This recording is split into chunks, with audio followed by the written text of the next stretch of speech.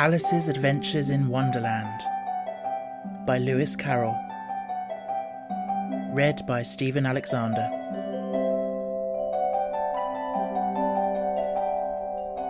A Caucus-Race and a long tail. They were indeed a queer-looking party that assembled on the bank. The birds with draggled feathers, the animals with their fur clinging close to them, and all dripping wet, cross and uncomfortable. The first question, of course, was how to get dry again. They had a consultation about this, and after a few minutes it seemed quite natural to Alice to find herself talking familiarly with them as if she had known them all her life. Indeed, she had quite a long argument with the Lory, who at last turned sulky and would only say, "I am older than you, and must know better." And this Alice would not allow without knowing how old it was, and as the Lory positively refused to tell its age, there was no more to be said. At last, the Mouse, who seemed to be a person of authority among them, called out, "Sit down, all of you, and listen to me. I'll soon make you dry enough." They all sat down at once in a large ring, with the Mouse in the middle. Alice kept her eyes anxiously fixed on it, for she felt sure she would catch a bad cold if she did not get dry very soon. "Ahem," said the Mouse with an important air. "Are you all ready? This is the driest thing I know. Silence all round, if you please. William the Conqueror, whose cause was favoured by the Pope, was soon submitted to by the English, who wanted leaders, and had been of late much accustomed to usurpation and conquest. Edwin and Morcar, the Earls of Mercia and Northumbria—" "Ugh!" said the Lory with a shiver. "I beg your pardon," said the Mouse, frowning but very politely. "Did you speak?" "Not I," said the Lory hastily. "I thought you did," said the Mouse. "I proceed. Edwin and Morcar, the Earls of Mercia and Northumbria, declared for him, and even Stigand, the patriotic Archbishop of Canterbury, found it advisable—" "Found what?" said the Duck. "Found it," the Mouse replied rather crossly. "Of course you know what it means." "I know what it means well enough when I find a thing," said the Duck. "It's generally a frog or a worm. The question is, what did the Archbishop find?" The Mouse did not notice this question, but hurriedly went on. "Found it advisable to go with Edgar Atheling to meet William and offer him the crown. William's conduct at first was moderate, but the insolence of his Normans— How are you getting on now, my dear?" it continued, turning to Alice as it spoke. "As wet as ever," said Alice in a melancholy tone. "It doesn't seem to dry me at all."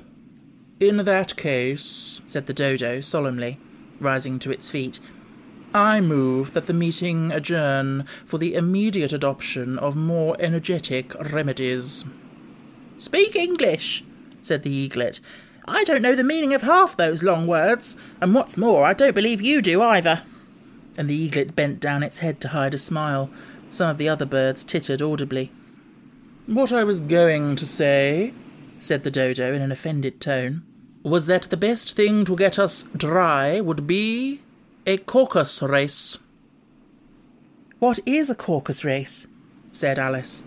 Not that she wanted much to know, but the Dodo had paused as if it thought that somebody ought to speak, and no one else seemed inclined to say anything. "Why," said the Dodo, "the best way to explain it is to do it. And, as you might like to try the thing yourself some winter day, I will tell you how the Dodo managed it. First, it marked out a racecourse in a sort of circle. The exact shape doesn't matter, it said. And then all the party were placed along the course here and there. There was no 1, 2, 3 and away, but they began running when they liked, and left off when they liked, so that it was not easy to know when the race was over. However, when they had been running half an hour or so, and were quite dry again, the Dodo suddenly called out, "The race is over!" And they all crowded round it, panting and asking, "But who has won?" This question the Dodo could not answer without a great deal of thought, and it sat for a long time with one finger pressed upon its forehead, the position in which you usually see Shakespeare in the pictures of him, while the rest waited in silence. At last the Dodo said, "Everybody has won, and all must have prizes." "But who is to give the prizes?" quite a chorus of voices asked. "Why, she, of course," said the Dodo, pointing to Alice with one finger, and the whole party at once crowded round her, calling out in a confused way, "Prizes! Prizes!" Alice had no idea what to do, and in despair she put her hand in her pocket and pulled out a box of comfits. Luckily the salt water had not got into it, and handed them round as prizes. There was exactly one apiece all round. "But she must have a prize herself, you know," said the Mouse. "Of course," the Dodo replied very gravely. "What else have you got in your pocket?" he went on, turning to Alice. "Only a thimble," said Alice sadly. "Hand it over here," said the Dodo. Then they all crowded round her once more, while the Dodo solemnly presented the thimble, saying, "We beg your acceptance of this elegant thimble." And when it had finished this short speech, they all cheered. Alice thought the whole thing very absurd, but they all looked so grave that she did not dare to laugh. And as she could not think of anything to say, she simply bowed and took the thimble, looking as solemn as she could. The next thing was to eat the comfits. This caused some noise and confusion, as the large birds complained that they could not taste theirs, and the small ones choked and had to be patted on the back. However, it was over at last, and they sat down again in a ring and begged the Mouse to tell them something more. "You'll promise to tell me your history, you know," said Alice, "and why it is you hate C and D," she added in a whisper, half afraid that it would be offended again. "Mine is a long and sad tale," said the Mouse, turning to Alice and sighing. "It is a long tale, certainly," said Alice, looking down with wonder at the Mouse's tail. "But why do you call it sad?" And she kept on puzzling about it while the Mouse was speaking. "You are not attending," said the Mouse to Alice severely. "What are you thinking of?" "I beg your pardon," said Alice very humbly. "You had got to the fifth bend, I think." "I had not!" cried the Mouse sharply and very angrily. "A knot?" said Alice, always ready to make herself useful and looking anxiously about her. "Oh, do let me help to undo it." "I shall do nothing of the sort," said the Mouse, getting up and walking away. "You insult me by talking such nonsense." "I didn't mean it," pleaded poor Alice. "But you're so easily offended, you know." The Mouse only growled in reply. "Please come back and finish your story," Alice called after it, and the others all joined in chorus. "Yes, please do." But the Mouse only shook its head impatiently and walked a little quicker. "What a pity it wouldn't stay," sighed the Lory, as soon as it was quite out of sight, and an old crab took the opportunity of saying to her daughter, "Ah, my dear, let this be a lesson to you never to lose your temper." "Hold your tongue, Ma," said the young crab a little snappishly. "You're enough to try the patience of an oyster." "I wish I had our Dinah here, I know I do," said Alice aloud, addressing nobody in particular. "She'd soon fetch it back." "And who is Dinah, if I might venture to ask the question?" said the Lory. Alice replied eagerly, for she was always ready to talk about her pet. "Dinah's our cat, and she's such a capital one for catching mice you can't think. And oh, I wish you could see her after the birds. Why, she'll eat a little bird as soon as look at it." This speech caused a remarkable sensation among the party. Some of the birds hurried off at once. One old magpie began wrapping itself up very carefully, remarking, "I really must be getting home. The night air doesn't suit my throat." And a canary called out in a trembling voice to its children, "Come away, my dears. It's high time you were all in bed." On various pretexts they all moved off, and Alice was soon left alone. "I wish I hadn't mentioned Dinah," she said to herself in a melancholy tone. "Nobody seems to like her down here, and I'm sure she's the best cat in the world. Oh, my dear Dinah, I wonder if I shall ever see you any more." And here poor Alice began to cry again, for she felt very lonely and low-spirited. In a little while, however, she again heard a little pattering of footsteps in the distance, and she looked up eagerly, half hoping that the Mouse had changed his mind and was coming back to finish his story.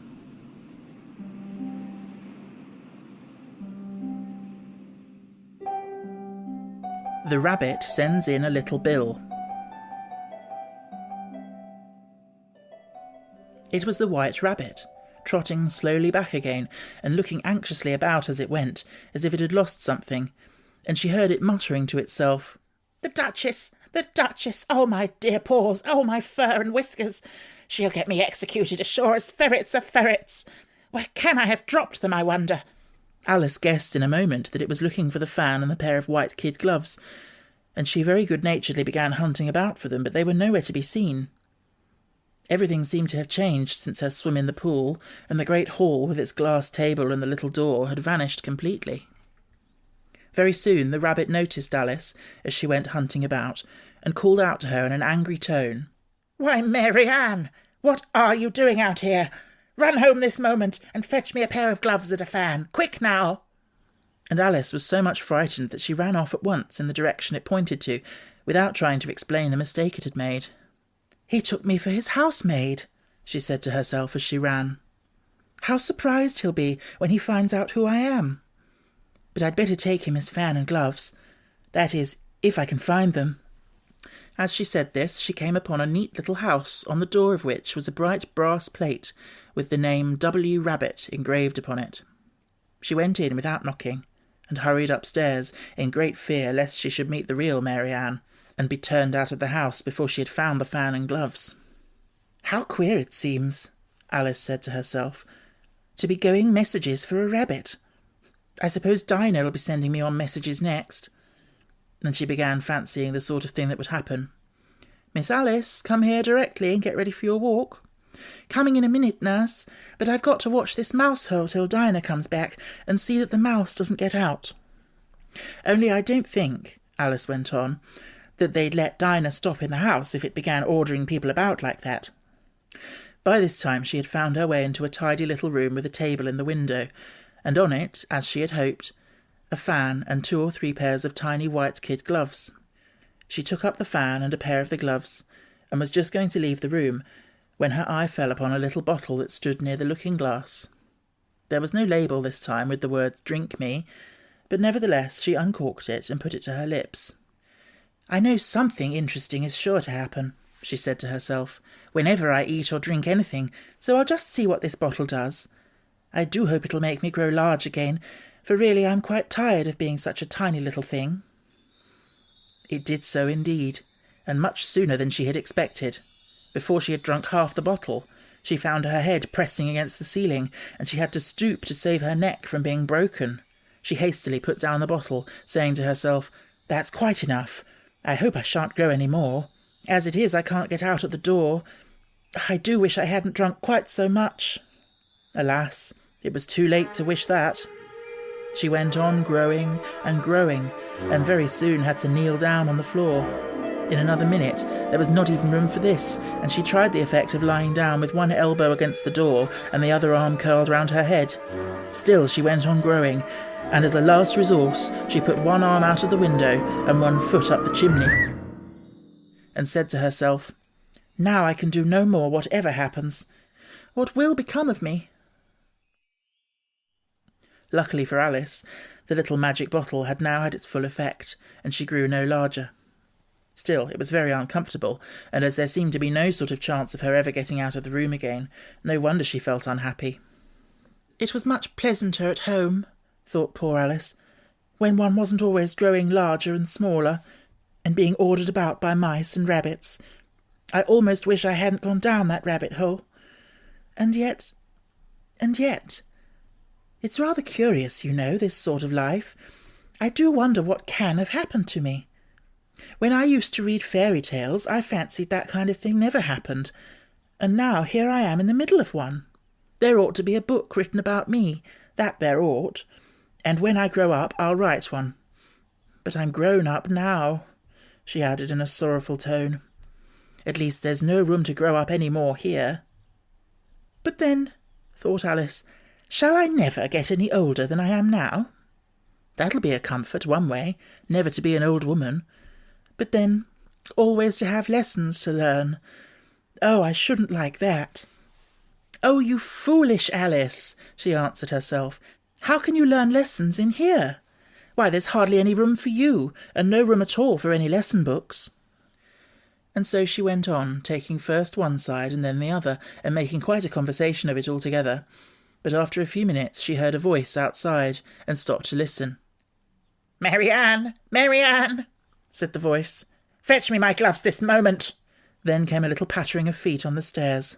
Alice knew it was the rabbit coming to look for her, and she trembled till she shook the house, quite forgetting that she was now about 1,000 times as large as the rabbit, and had no reason to be afraid of it. Presently the rabbit came up to the door and tried to open it, but as the door opened inwards and Alice's elbow was pressed hard against it, that attempt proved a failure. Alice heard it say to itself, "Then I'll go round and get in at the window." "That you won't," thought Alice, and after waiting till she fancied she heard the rabbit just under the window, she suddenly spread out her hand and made a snatch in the air. She did not get hold of anything, but she heard a little shriek and a fall and a crash of broken glass, from which she concluded that it was just possible it had fallen into a cucumber frame or something of the sort. Next came an angry voice, the rabbit's. "Pat! Pat, where are you?" And then a voice she had never heard before. "Sure then I'm here, digging for apples, your honour." "Digging for apples, indeed," said the rabbit angrily. "Here, come and help me out of this." Sounds of more broken glass.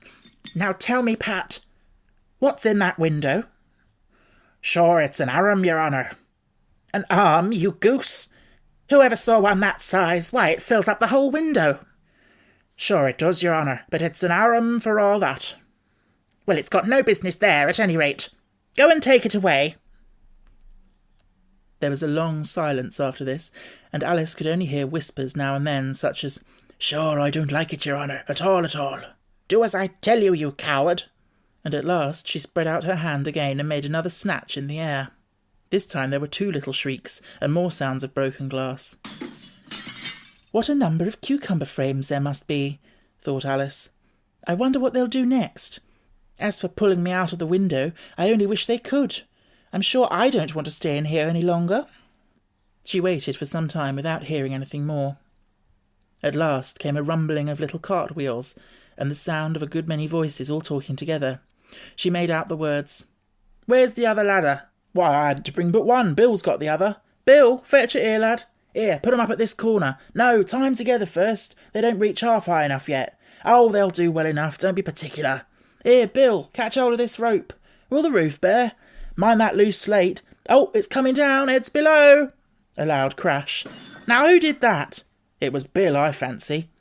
"Who's to go down the chimney?" "Nay, I shan't. You do it." "That I won't then. Bill's to go down. Here, Bill, the master says you ought to go down the chimney." "Oh, so Bill's got to come down the chimney, has he?" said Alice to herself. "Why, they seem to put everything upon Bill. I wouldn't be in Bill's place for a good deal. This fireplace is narrow to be sure, but I think I can kick a little." She drew her foot as far down the chimney as she could, and waited till she heard a little animal, she couldn't guess of what sort it was, scratching and scrambling about in the chimney close above her. Then, saying to herself, "This is Bill," she gave one sharp kick, and waited to see what would happen next. The first thing she heard was a general chorus of, "There goes Bill." Then the rabbit's voice alone, "Catch him, you by the hedge." Then silence, and then another confusion of voices. "Hold up his head. Brandy now. Don't choke him. How was it, old fellow? What happened to you? Tell us about it. Tell us all about it." Last came a little feeble squeaking voice. "That's Bill," thought Alice. "Well, I hardly know. No more, thank you. I'm better now. But I'm a deal too flustered to tell you. All I know is something comes at me like a jack-in-the-box, and up I goes like a skyrocket." "So you did, old fellow," said the others. "We must burn the house down," said the rabbit's voice, and Alice called out as loud as she could, "If you do, I'll set Dinah at you." There was a dead silence instantly, and Alice thought to herself, "I wonder what they will do next. If they had any sense, they'd take the roof off."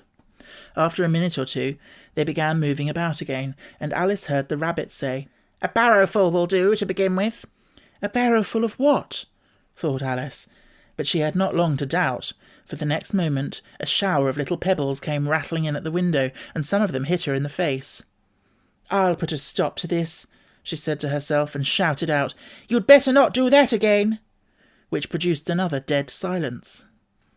Alice noted with some surprise that the pebbles were all turning into little cakes as they lay on the floor, and a bright idea came into her head. "If I eat one of these cakes," she thought, "it's sure to make some change in my size, and as it can't possibly make me larger, it must make me smaller, I suppose." So she swallowed one of the cakes, and was delighted to find that she began shrinking directly. As soon as she was small enough to get through the door, she ran out of the house and found quite a crowd of little animals and birds waiting outside. The poor little lizard, Bill, was in the middle, being held up by 2 guinea pigs who were giving it something out of a bottle. They all made a rush at Alice the moment she appeared, but she ran off as hard as she could, and soon found herself safe in a thick wood. "The first thing I've got to do," said Alice to herself as she wandered about in the wood, "is to grow to my right size again, and the second thing is to find my way into that lovely garden. I think that will be the best plan." It sounded an excellent plan, no doubt, and very neatly and simply arranged. The only difficulty was that she had not the smallest idea how to set about it, and while she was peering about anxiously among the trees, a little sharp bark just over her head made her look up in a great hurry. An enormous puppy was looking down at her with large round eyes, and feebly stretching out one paw trying to touch her. "Poor little thing," said Alice in a coaxing tone, and she tried hard to whistle to it, but she was terribly frightened all the time at the thought that it might be hungry, in which case it would be very likely to eat her up, in spite of all her coaxing. Hardly knowing what she did, she picked up a little bit of stick and held it out to the puppy, whereupon the puppy jumped into the air, off all 4 of its feet at once, with a yelp of delight, and rushed at the stick, and made believe to worry it. Then Alice dodged behind a great thistle to keep herself from being run over, and the moment she appeared on the other side, the puppy made another rush at the stick, and tumbled head over heels in its hurry to get hold of it. Then Alice, thinking it was very like having a game of play with a cart horse, and expecting every moment to be trampled under its feet, ran round the thistle again. Then the puppy began a series of short charges at the stick, running a very little way forwards each time, and a long way back, and barking hoarsely all the while, till at last it sat down a good way off, panting, with its tongue hanging out of its mouth, and its great eyes half shut. This seemed to Alice a good opportunity for making her escape, so she set off at once, and ran till she was quite tired and out of breath, until the puppy's bark sounded quite faint in the distance. "And yet what a dear little puppy it was," said Alice, as she leant against a buttercup to rest herself, and fanned herself with one of the leaves. "I should have liked teaching it tricks very much, if I'd only been the right size to do it. Oh dear, I'd nearly forgotten that I've got to grow up again. Let me see, how is it to be managed? I suppose I ought to eat or drink something or other, but the great question is, what?" The great question certainly was, what? Alice looked all round her at the flowers and the blades of grass, but she could not see anything that looked like the right thing to eat or drink under the circumstances. There was a large mushroom growing near her, about the same height as herself, and when she had looked under it, and on both sides of it, and behind it, it occurred to her that she might as well look and see what was on the top of it. She stretched herself up on tiptoe, and peeped over the edge of the mushroom, and her eyes immediately met those of a large blue caterpillar that was sitting on the top with its arms folded, quietly smoking a long hookah, and taking not the smallest notice of her or of anything else.